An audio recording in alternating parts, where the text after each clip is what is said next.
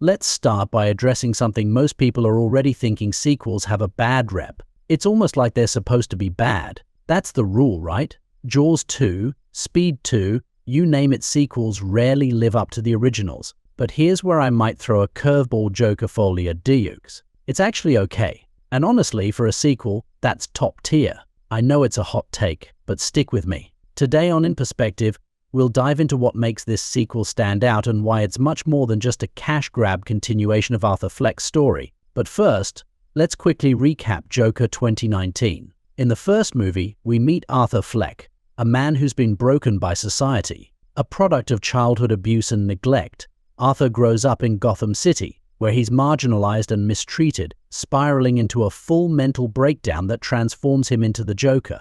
The movie painted a grim picture of mental illness, highlighting Arthur's dissociation from reality and how society's apathy contributed to his downward spiral. By the end of the movie, Arthur has fully embraced his Joker persona, and we're left with a Gotham in chaos. But as chaotic as his Joker persona is, it's clear from the beginning that Arthur's fragility is his deepest, most unsettling trait. Joker Folie at Deux picks up where the first film left off, but instead of the chaotic streets of Gotham, Arthur is now institutionalized in a mental facility. In this setting, we see him revert to his fragile self. The institution strips him of any power or control over his life, and Arthur is mistreated and humiliated by the staff. Now, he's no longer the menacing Joker, but the weak, helpless Arthur, trapped in a system he can't escape. This environment amplifies his inner turmoil as he regresses back to the vulnerable state that we saw before his transformation in the first film. One of the core relationships in Folie at Deux is between Arthur and Harley Quinn. This time, Harley isn't a psychiatric patient like in previous depictions. She's actually a psychiatrist who becomes obsessed with Arthur's case and gets herself admitted to the institution just to be near him. At first, there's a natural attraction between them. Arthur is drawn to Harley's compassion, and she's fascinated by the broken man behind the Joker. Their bond grows deeper as Harley seems to understand Arthur's internal struggle. But the relationship is built on a misunderstanding. Harley isn't really in love with Arthur Fleck. She's captivated by the Joker, the persona that Arthur himself struggles to control. As their relationship deepens, Harley reveals that she's pregnant, which shakes Arthur. The news seems to give him a glimmer of hope, a potential family, a chance to be loved and accepted for who he truly is. But this hope is quickly dashed. When Arthur begins to reject the Joker persona, Harley distances herself. She feels betrayed because she never loved Arthur. She was infatuated with the power and chaos that the Joker represented. Arthur's rejection of the Joker is seen by Harley as a betrayal of the man she thought she was drawn to. This rejection is devastating for Arthur, who realizes that even Harley, the one person who he believed might see him as more than just a broken man, only ever wanted him to be the Joker.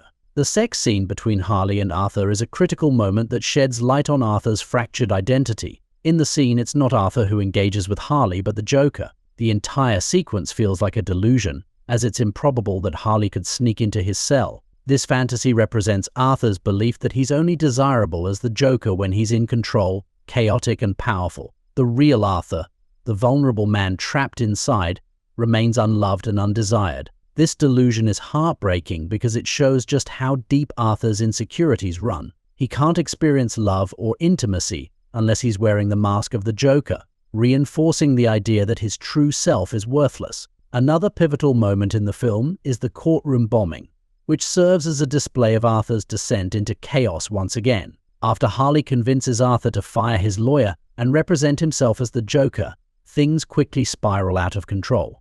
When he's called on to deliver his closing argument, Arthur breaks down to the jury and admits that Joker isn't a second personality. He admits to murdering his own mother, along with 5 other people that everyone already knows about. He ends his speech by saying he is abandoning his Joker persona, which makes Harleen walk out of the courtroom in disgust. Shortly after, a car bomb goes off, leaving the courtroom in disarray, which gives the opportunity for Arthur to escape through the wreckage and returns to the Highbridge Joker stairs where he danced in the first movie. He meets Lee there, and she tells him she was in love with Joker, not Arthur.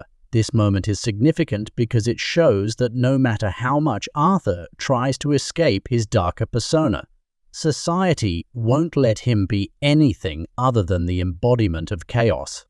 One of the most symbolic moments in Folie Deux comes at the very end, when Arthur is killed by a fan disguised as the Joker. The fan represents the legacy of the chaos that Arthur unleashed in the first film. Even when Arthur tries to reject the Joker persona, the world refuses to let him. The Joker isn't just a character anymore, it's an idea, a symbol of anarchy that others are willing to embrace. Arthur's death at the hands of this fan is deeply symbolic, showing that the Joker has outgrown Arthur Fleck. The world doesn't want Arthur anymore, they want the Joker. The fan killing Arthur is society's final rejection of the fragile man behind the mask. Harley's rejection after Arthur denies the Joker is one of the most gut-wrenching moments in the film. Earlier they shared an attraction, and she even told him that she was pregnant. But after Arthur steps away from the Joker persona, Harley pulls away from him. This rejection cuts deeply because it affirms Arthur's worst fear, that he is unlovable without the Joker mask. Even the news of the pregnancy, which momentarily gave Arthur hope,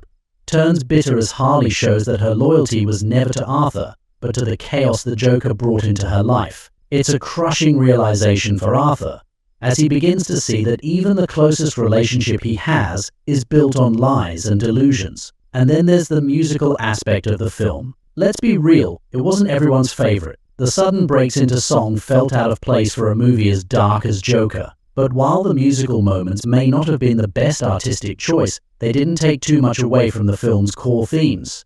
In fact, they serve as a kind of defense mechanism for Arthur. Just as he's about to confront his true self in moments like the TV interview scene, he breaks into song, retreating back into a fantasy where he can escape the reality of his situation. It's a way for Arthur to avoid facing his true feelings and avoid vulnerability. In the end, Joker Folie Deux wasn't just another Joker movie. It was an exploration of Arthur Fleck, a man forever torn between two extremes: the fragile, broken victim and the chaotic, unpredictable Joker. The movie was about understanding Arthur, not the Joker we know from other Batman films, but the deeply human, tragic figure hiding beneath the makeup. This film wasn't designed to show us the Joker's larger-than-life crimes, it was about peeling back the layers of a broken mind. Thanks for watching this breakdown of Joker Folie Deux. If you enjoyed this analysis, be sure to like the video and subscribe to In Perspective for more deep dives into iconic characters. And here's a question for you. Does viewing the movie from a different perspective change the way you see Arthur Fleck? Let me know in the comments.